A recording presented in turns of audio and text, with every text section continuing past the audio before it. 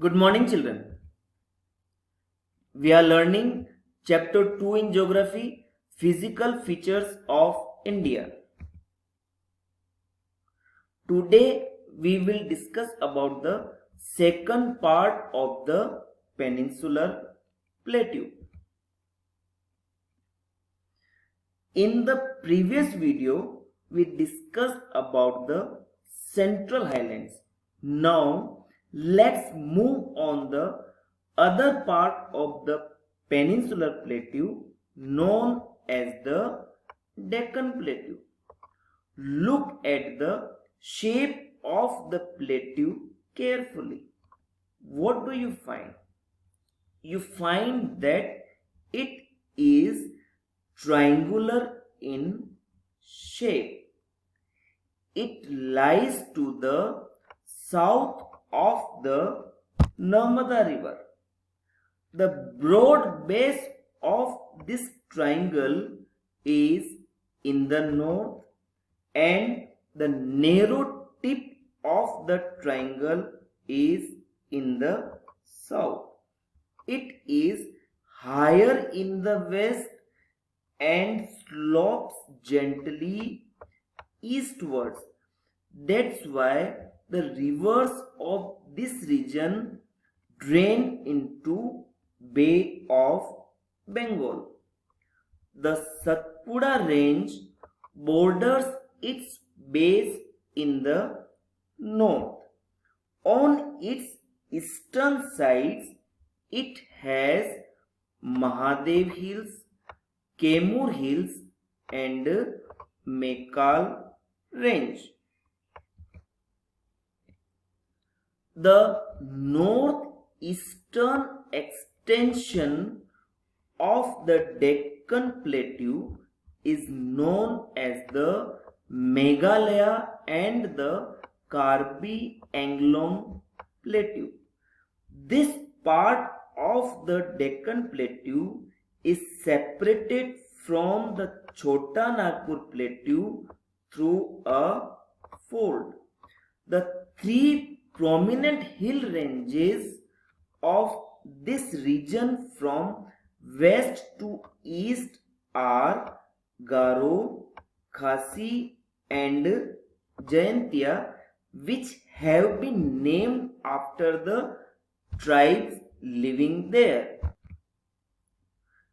As we move south, we find that the Deccan Plateau is bordered by the mountain ranges known as the Western Ghats in the west and the Eastern Ghats in the east.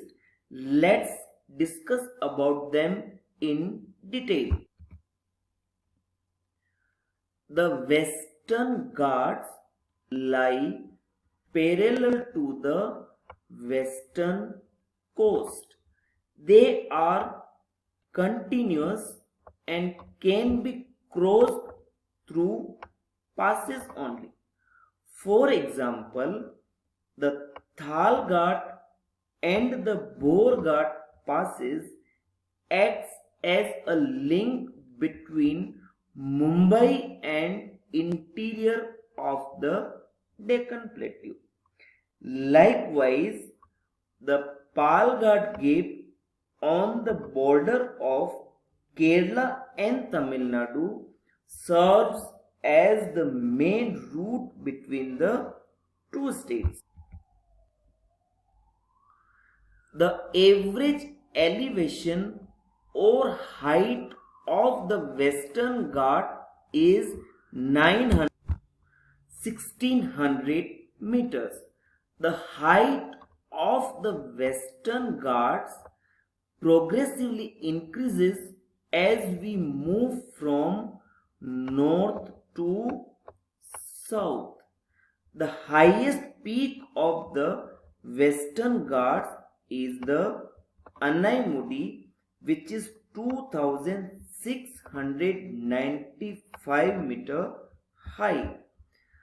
The Anaimudi means elephant's head in the local language. The another high peak of the Western Ghat is the Doda Beta. An interesting feature of the Western Ghats is the orographic or relief rainfall. The Western Ghats obstruct the moisture-laden southwest monsoon winds and force them to shed their moisture on the western side of the Western Ghats, which is known as the windward side. This is also the reason that Mumbai always receives very heavy rainfall. Now let's talk about the Eastern Ghats. The Eastern Ghats stretch from the Mahanadi Valley in the north to Nilgiris in the south. Unlike Western Ghats, the Eastern Ghats are discontinuous and irregular because they have been dissected by the rivers which drain into the Bay of Bengal. The rivers dissecting the Eastern Ghats are Mahanadi, Godavari, Krishna and Kaveri. The average elevation of the Eastern Ghats is about 600 meters. Mahendragiri is the highest peak in the Eastern Ghats. Chevroy Hills and the Javadi Hills are the other high peaks of the Eastern Ghats. Chevroy Hills are famous for coffee plantation, oranges and bananas. The Javadi Hills are one of the largest ranges of the Eastern Ghats. Now, another important thing about the peninsular plateau is the black soil area. The black soil area of the peninsular plateau is known as the Deccan Trap. This is of volcanic origin and hence the rocks found here are the igneous rocks. The color of the soil is black because it was formed due to the wearing away of the igneous rocks over millions of years. Before we complete the discussion on peninsular plateau, let's take a look at the northwestern margin. The Aravalli Hills lie on the western and northwestern margins of the peninsular plateau. They extend from Gujarat to Delhi in a southwest to northeast direction. The Aravalli range once had a very tall hills.